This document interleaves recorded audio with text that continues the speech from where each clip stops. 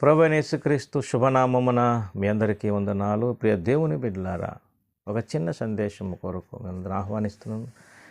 ప్రార్థనా సమయం అనే ఆధ్యాత్మిక కార్యక్రమానికి మిమ్మల్ని అందరినీ ప్రేమతో ఆహ్వానిస్తున్నాను. నేటి ధ్యానం కొరకు లోకా శుభవార్తల నుండి మనకు అందరికీ పరిచయమైనటువంటి తెలిసిన మాటే 7వ అధ్యాయంలో 48వ వచనం చదువుకుందాం.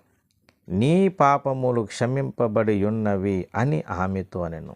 ప్రభునందు ప్రియ దేవుని బిడ్డలారా, యేసు ప్రభు వారు మరి భోజనానికి పిలువబడినటువంటి ఒక సంఘటన, అంటే పరిచయం ఏంటో ఆయన భోజనానికి కూర్చున్నప్పుడు జరిగిన విషయం ఏంటంటే 37వ వచనం చూద్దాం. ఆ ఊరిలో ఉన్న పాపాత్మురాలైన ఒక స్త్రీ యేసు పరిచయని ఇంట భోజనమునకు కూర్చుని తెలుసుకొని ఒక బుడ్డిలో అత్తరు తీసుకొని వచ్చి వెనుక తట్టు ఆయన పాదముల యొద్ద నిలవబడి ఏడ్చుచు కన్నీళ్లతో ఆయన పాదములను తడిపి తన తల వెంట్రుకలతో తుడిచి ఆయన పాదములను ముద్దు పెట్టుకొని ఆ అత్తరు వాటికి పూసాను. ప్రభునందు ప్రియ దేవుని బిడ్డలారా, ఒకసారి ఆలోచన చేద్దాం. యేసు ప్రభు వారు భోజనానికి పిలువబడ్డాడు పరిచయని ఇంట.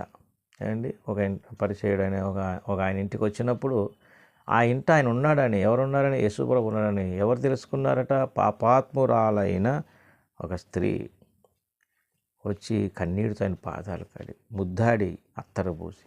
ఏమండి, దేవుని బిడ్డలారా, ఈ విషయాన్ని ఇక్కడ మనం గమనించినట్లయితే ఏం చెప్తున్నాడు యేసయ్య? నీ పాపములు క్షమింపబడి ఉన్నవని అన్నాడు. ఆలోచన చేస్తే యేసు ప్రభు వారు ఆ ఇంట ఉండడం తెలుసుకొని వచ్చి కన్నీటితో ఆయన పాదాలు కడిగిన స్త్రీ ఎప్పుడైతే అలాగ ముద్దు పెట్టుకుందో యేసు ప్రభు వారు ఆమె స్థితిని మార్చేశాడు. ఏమంటున్నాడు ఆయన? నీ పాపములు క్షమింపబడి ఉన్నాయి. 50వ వచనం చూడండి. అందుకని నీ విశ్వాసం రక్షించెను, సమాధానము గల దానవై వెళ్ళుమని ఆ స్త్రీతో చెప్పాను. దేవుని బిడ్డలారా, ఒకసారి ఆలోచన చేద్దాం. యేసు ప్రభు వారి దగ్గరకు వస్తే ఏం జరుగుతుంది అంటే బ్రతుకు మారుతుంది, స్థితి మారుతుంది, మతం కాదు. జాగ్రత్తగా ఈ మాటలు గమనించాలి. చాలామంది ఈ విషయాన్ని ఆలోచించరు. ఒకసారి ఆలోచించండి. యేసు ప్రభు వారి దగ్గరకు వస్తే ఏం మారింది? బ్రతుకు, ఆ స్థితే మారింది. అలాగే యేసు ప్రభు వారు ఆమె గురించి చెప్పిన మాట చూడండి, 47వ వచనం. ఆమె విస్తారముగా ప్రేమించిన కనుక ఆమె యొక్క విస్తార పాపములు క్షమింపబడినని నీతో చెప్పుచున్నాను.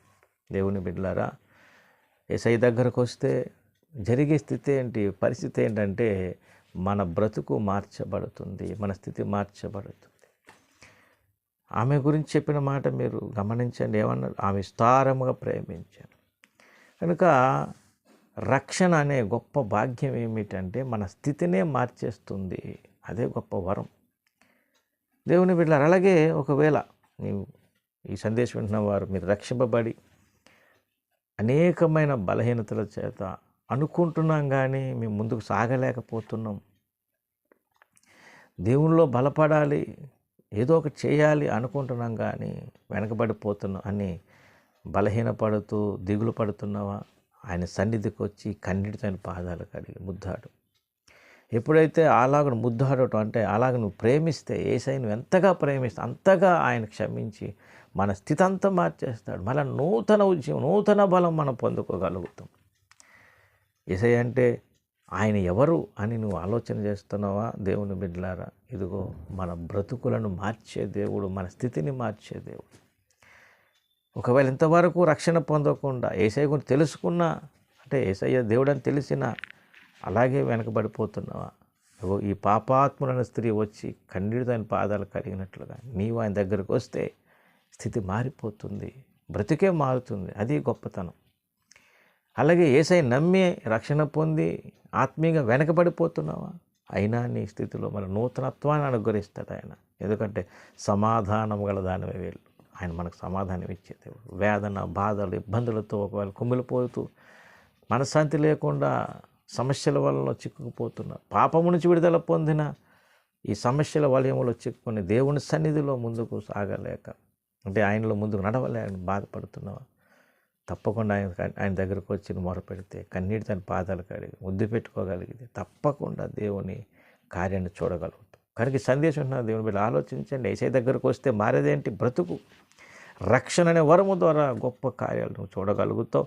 అలాగే రక్షణ పొందినను సమస్యల వలయములో చిక్కుకొని వేదనతో దిగులుగా ఉన్నట్లయితే ఆయన అన్నాడు, ఆమె విస్తారమును ప్రేమించను కనుక. అవునండి, యేసయ్య నువ్వు ప్రేమిస్తే యేసయ్య దగ్గరకు వచ్చి దాపరకం లేకుండా నీ బ్రతుకును అంటే నీ పరిస్థితులన్నీ నువ్వు మొరపెట్టుకోగలిగితే సమాధానం ఇచ్చి పంపించే దేవుడు కనుక ఈ సందేశం వారు ఒకసారి ఆలోచించండి. ఏ స్థితిలో ఉన్నా ఆయన స్థితిని మార్చే దేవుడు, మన బ్రతుకు మార్చే దేవుడు, మన పరిస్థితిని మార్చే దేవుడు.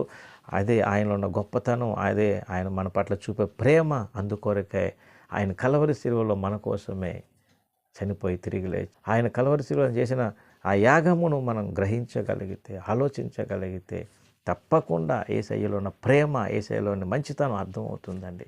మతము కాదు ఇక్కడ మారేది, బ్రతుకే మారుతుంది. అదే ఆయన దగ్గరకు వస్తే స్థితి మార్చే దేవుడు ఆయన.